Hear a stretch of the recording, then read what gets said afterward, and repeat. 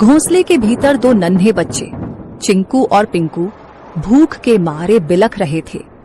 मम्मा, भूख लगी है, क्या कुछ खाने को मिलेगा मम्मा? पेट में कुछ नहीं है मम्मा, कुछ ला दो ना। चिकी की आंखें भर आईं। हे भगवान, मैं क्या करूं?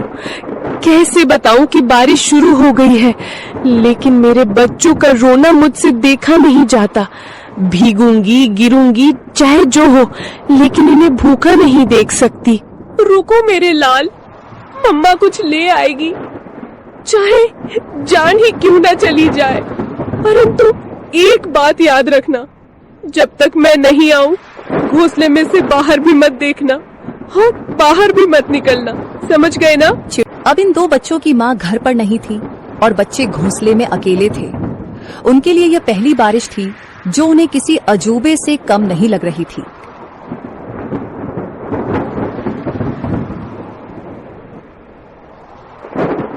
चिंकू बार बार गर्दन बाहर निकालकर देख रहा था। अरे ओ पिंकू, सुन रे, ये क्या चीज ऊपर से टपक टपक गिर रही है?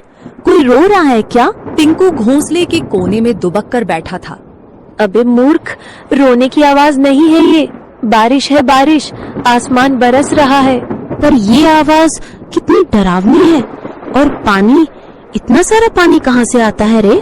मत देख बाहर, मम्मा ने कहा था बिजली चमकी तो घोंसले समेत भस्म हो जाओगे। चिंकू सहम गया। हवा के साथ पानी की बौछारें घोंसले तक पहुंचने लगी थी। दोनों भीगने लगे। मम्मा कब आएगी पिंकू? भूख लग रही है यार, और डर भी। पिंकू कुछ नहीं बोला, उसकी आंखों में चिंता थी। मम्मा ने कहा था कि अगर मैं देर से लौटूं तो घबराना मत, चुपचाप बैठे रहना, डर से बड़ा कोई शिकारी नहीं होता। चिड़िया खाना लेने के लिए चली जाती है। चिकी चिड़िया को जंगल में कुछ गेहूं मिले। उसने वो गेहूं को अपनी पतली टांगों से पकड़ा और तेज बारिश में फिर से बच्चों के पास लौटने की ठान ली। बारिश और हवा में अपना जोर दिखाना शुरू कर दिया था। उसे ना चाहते हुए भी एक पेड़ की डाल पर बैठना पड़ा। हे राम, बच्चे अकेले हैं, घोंसला खुला है और ये बारिश बढ़ती ही जा रही है। यदि बारिश थोड़ी सी भी कम हो तो मैं सीधी दौड़ती हुई उड़कर अपने बच्चों के पास पहुंच जाऊंगी। तभी बगल की डाली पर टोनी तोता फुर्र से आकर बैठा। अरे टुनी बहन, तू यहाँ क्या कर रही है इस तूफानी बारिश में? तुम्हें होश भी है कि बच्चे अकेले हैं? टोनी भाई, क्या करूं, उड़ नहीं पा रही, पंख गीले हो गए हैं। बहन, कल की बात बताऊं, मैं कबूतर बहन के घोंसले के पास से जा रहा था। क्या हुआ वहाँ? बहन, एक सांप आया था, बहुत लंबा और काला, चुपचाप डालियों के पीछे पीछे सरकता हुआ सीधा घोंसले तक पहुंच गया। फिर किसी ने देखा नहीं? मैंने देखा, मैं ऊपर ही उड़ रहा था। जब देखा कि सांप कबूतर के बच्चों के ऊपर झपटा, मैं चीखा जोर से, सांप सांप।